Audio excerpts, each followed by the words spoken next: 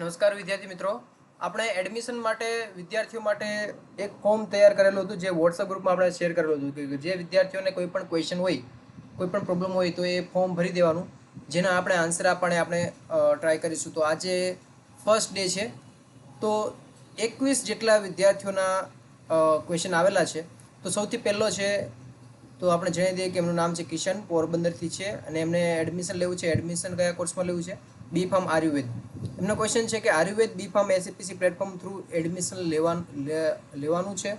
એટલે એમનો ક્વેશ્ચન એવો છે કે એમને બી ફાર્મમાં એડમિશન લેવું છે આયુર્વેદની ફિલ્ડની અંદર, પરંતુ એસસીપીસી પ્લેટફોર્મથી લેવાશે એમનો ક્વેશ્ચન છે. તો તમને આન્સર આપી દઉં કે એસસીપીસી પ્લેટફોર્મથી આયુર્વેદ બી ફાર્મમાં એડમિશન લેવાશે નહીં. એના માટે તમારે અલગથી એની પ્રોસિજર જ્યારે સ્ટાર્ટ થશે ત્યારે ફોર્મ ભરવાનું રહેશે. હવે અલગથી પ્રોસિજર, હવે આયુર્વેદ બી ફાર્મની અંદર મને ખ્યાલ નથી કે કઈ રીતે શું પ્રોસેસ, પરંતુ મારી રીતે મેં ટ્રાય કરી છે રિસર્ચ કરીને પૂરેપૂરી. તો ચાલો આપણે એકવાર જોઈ લઈએ. તો સૌથી પહેલાં આયુર્વેદ બી ફાર્મ છે એ ગુજરાતની અંદર ખાલી 2 જ કોલેજની અંદર છે. તો તમને સ્ક્રીન ઉપર દેખાશે, આ એની વેબસાઇટ છે કે એનું ફૂલ ફોર્મ છે institute of teaching and research in Ayurveda Jamnagar, ITRA Jamnagar એનું શોર્ટ ફોર્મ નામ છે. જેની અંદર બી ફાર્મ આયુર્વેદની અંદર થાય છે. 10+2 સાયન્સ ગ્રુપની અંદર હોવું જોઈએ અને ઇંગ્લિશ મીડિયમ રહેશે અને 4 વર્ષનો કોર્સ છે અને 60 સીટ છે. આ એક કોલેજ છે. બીજી કોલેજ છે ગુજરાત આયુર્વેદ યુનિવર્સિટી જામનગર, જે કોલેજનું નામ છે Indian institute of Ayurveda pharmaceutical science. હવે આ જે કોલેજ છે, આ બંને કોલેજની અંદર છે. હવે બંને કોલેજની જે પીડીએફ છે, ઇમ્પોર્ટન્ટ પીડીએફ, એ આપણે ઓલરેડી ડાઉનલોડ કરી લીધી છે. હું તમને ગ્રુપમાં શેર કરી દઈશ. પરંતુ તમને જણાવવામાં આવે છે કે આ એડમિશનની પ્રોસેસ છે અત્યારે સ્ટાર્ટ થઈ નથી. બરાબર છે? એડમિશનની પ્રોસેસ સ્ટાર્ટ ક્યારે થશે એના માટે તમારે આ જે 2 કોલેજની જે વેબસાઇટ છે એના ઉપર તમારે ટચમાં રહેવું પડશે. ચલો આપણે અહીંયા જોઈ લઈએ admission rules for B pharm Ayurveda. ગયા વર્ષે એક ઇસ્યુ થયેલો હતો ઓલ ઇન્ડિયા લેવલે. એના કારણસર આ જે એડમિશનની પ્રોસેસ છે એ સપ્ટેમ્બરમાં સ્ટાર્ટ થઈ હતી. બરાબર છે?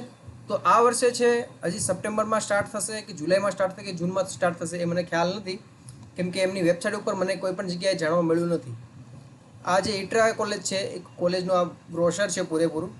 આ બ્રોશર અને પીડીએફ છે એ આપણે વોટ્સઅપ ગ્રુપમાં હું શેર કરી દઈશ અને વોટ્સઅપ ચેનલમાં શેર કરી દઈશ. નીચે લિંક આપેલી છે, એમાં જોઈન કરી લેજો. વોટ્સઅપ ચેનલ બનાવવાનું કારણ એ જ છે કે વિદ્યાર્થીઓને જૂના મેસેજ પણ દેખાય. માની લો કે વોટ્સઅપ ગ્રુપની અંદર તો તમે આજે જોઈન થાવ તો તમને જૂના મેસેજ ના દેખાય, પરંતુ વોટ્સઅપ ચેનલની અંદર તમે જોઈન થાવ તો તમને જૂના મેસેજ પણ દેખાય, જેથી કરીને તમે જૂના પીડીએફ તમે ડાઉનલોડ કરી શકો છો. હવે આ જે ઇટ્રા છે, આ ઇટ્રા કોલેજની આ એક નોટિસ મને મળેલી છે. એ ગયા વર્ષની આ પીડીએફ છે. તો તમે જોઈ શકો છો ફોર્મ સ્વીકારવાની છેલ્લી તારીખ છે 4 સપ્ટેમ્બર 2023 રહેશે. છેલ્લી તારીખ આપેલી છે. ફોર્મ ક્યારે સ્ટાર્ટ થયા એના રિગાર્ડિંગ કંઈ પણ આપણે માહિતી નથી, પરંતુ તમારે ગભરાવાની જરૂર નથી. અહીંયા એમનો કોન્ટેક્ટ નંબર આપેલો છે, તમે જોઈ શકો છો. 2 કોન્ટેક્ટ નંબર આપેલા છે. એ 2 કોન્ટેક્ટ નંબર ઉપર તમારે ફોન કરવાનો છે.